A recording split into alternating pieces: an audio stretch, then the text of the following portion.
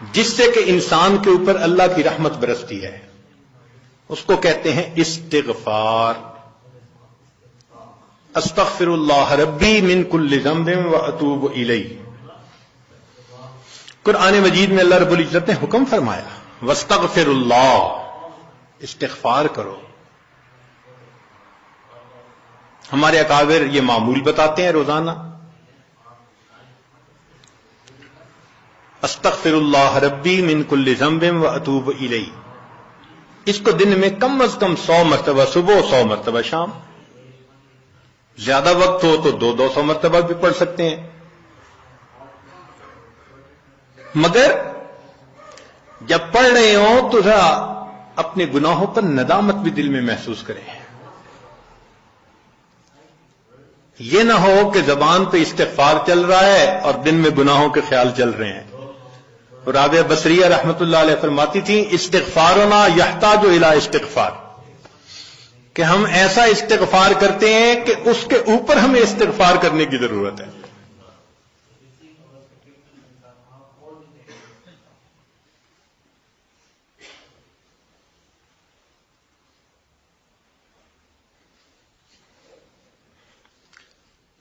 صبح برکف، توبہ برلب، دل پر از لطف گناہ۔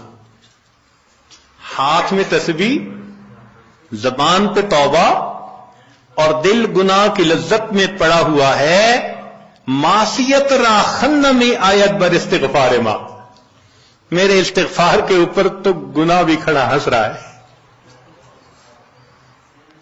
تو ایسا استغفار نہ ہو، صحیح ندامت کے ساتھ ہم استغفار پڑھیں تو اللہ تعالی کی رحمت برسے گی۔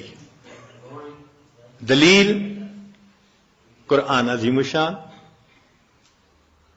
بات پکی۔ اللہ رب العزت شاہ فرماتے ہیں لولا تستغفرون اللہ لعلکم ترحمون، قرآن کی آیت۔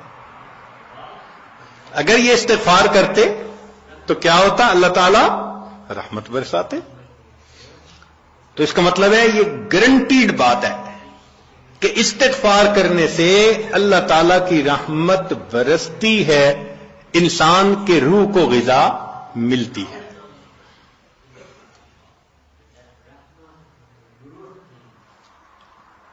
پھر تیسری چیز جس سے کہ اللہ تعالیٰ کی طرف سے رحمت اترتی ہے، درود شریف کا پڑھنا۔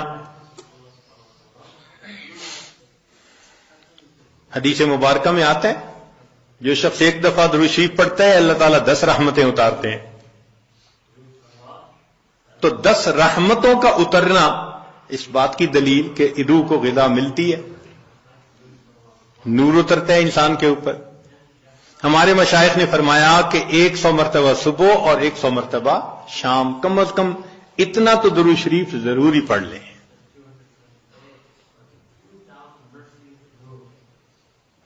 ایک صحابی رضی اللہ عنہ پوچھتے ہیں اللہ کے نبی صلی اللہ علیہ وسلم میں کتنا درود شریف پڑھوں؟ فرمایا زیادہ پڑھ، چوتھائی حصہ۔ زیادہ پڑھو گے تو فائدہ زیادہ۔ اللہ کے نبی صلی اللہ علیہ وسلم آدھا حصہ، بھائی زیادہ پڑھو گے تو زیادہ فائدہ، 3 حصے۔ فرمایا اور زیادہ، تو 4 حصے۔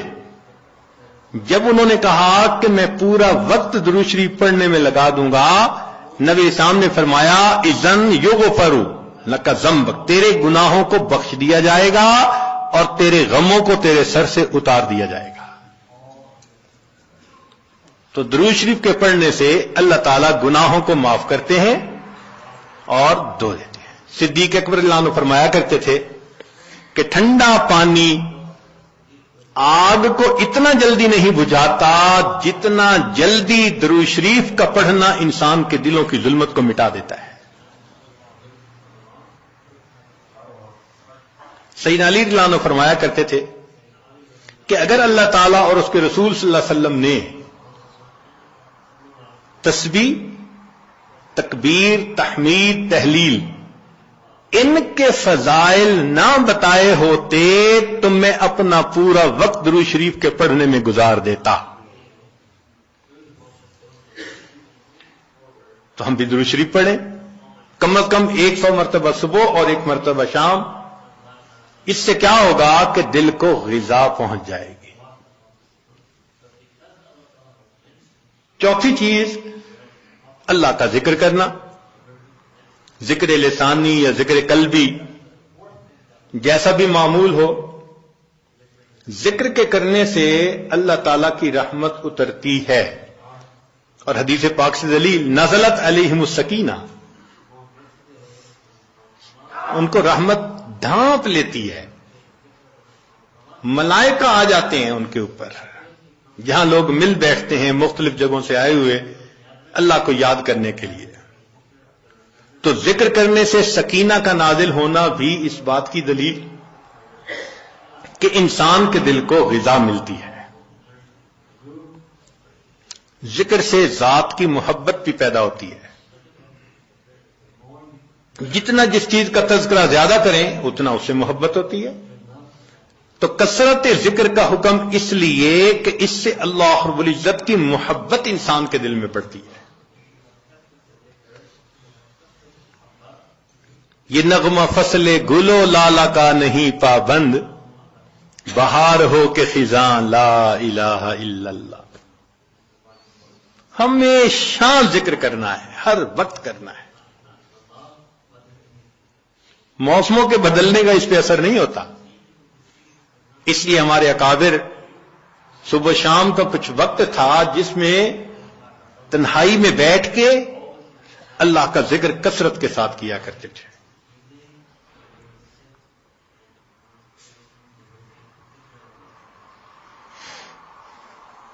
پھر پانچویں چیز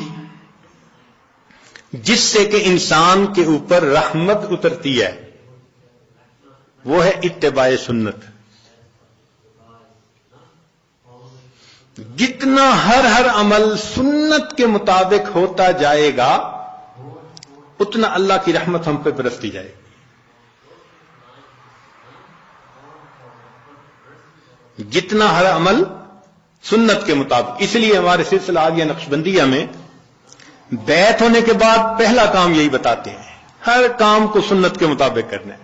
سر کے بالوں سے لے کے پاؤں کے ناخنوں تک اپنے آپ کو سنت کے مطابق ڈھالنا ہے. کیوں؟ ایک تو اجر ہے، ایک قرب ہے، اللہ کی محبوبیت ملتی ہے، اور تیسرا یہ چیز انسان کے روح کی غذا بھی ہے. دلیل قرآن عظیم الشان میں سے ارشاد فرمایا اطیعوا اللہ والرسول لعلکم ترحمون. اللہ اور اس کے رسول کی اطاعت کرو تو کیا ہوگا؟ تمہارے اوپر رحمت برسے گی. تو اتباع سنت سے بھی انسان پر رحمت برستی ہے.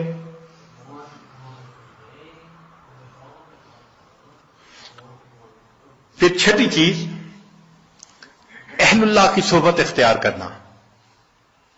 قرآن مجید میں تو حکم دیا گیا یا ایھا الذین آمنوا اتقوا اللہ وکونوا مع الصادقین. یہ کونوا حکم ہے، اور حدیث پاک میں بھی حکم دیا گیا. نبی علیہ السلام نے ارشاد فرمایا علیکم بمجالسۃ العلماء واستماع کلام الحکماء فإن اللہ تعالی یحیی القلب المیت بنور الحکمہ کما یحیی الارض المیت بماء المطر. کہ جس طرح بارش کے اترنے سے اللہ مردہ زمین کو زندہ کر دیتے ہیں، اسی طرح اہل اللہ کی حکمت بھری باتوں سے اللہ دلوں کو زندہ فرما دیتے. تو دلوں کو غذا کا ملنا حدیث سے ثابت.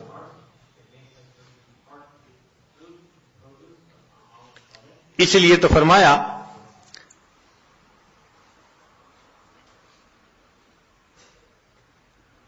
کہ انسان کہیں نہ کہیں اپنا تعلق جوڑے. مجدد ثانی رحمۃ اللہ فرماتے ہیں کہ ان مشائخ کی نظر شفا اور ان کا کلام کیمیا ہے.